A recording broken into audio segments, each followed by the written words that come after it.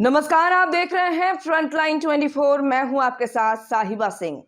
नेपाल में सरकार के खिलाफ हो रहे उग्र प्रदर्शन के मद्देनजर सीमा से सटे बिहार के 7 जिलों में हाई अलर्ट जारी किया गया है। बता दें आपको कि 7 जिले पश्चिम चंपारण, सीतामढ़ी, मधुबनी, अररिया, सुपौल, पूर्वी चंपारण, किशनगंज की बॉर्डर सील कर दी गई है।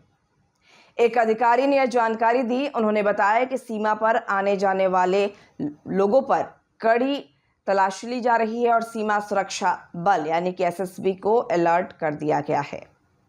अररिया के पुलिस अधीक्षक अंजनी कुमार ने बताया कि नेपाल की स्थिति को देखते हुए जिले की सीमा पर तैनात पुलिस और एसएसबी के जवानों को किसी भी अप्रिय स्थिति से निपटने के लिए सतर्क रहने का आदेश दिया गया है।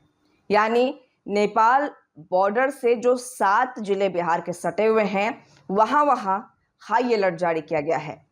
सुरक्षा के मद्देनजर पुलिस पूरी तरीके से निगरानी बढ़ते हुए है कि कोई भी अप्रिय स्थिति से निपटने के लिए प्रशासन पूरी तरीके से चुस्त दुरुस्त और मुस्तैद है।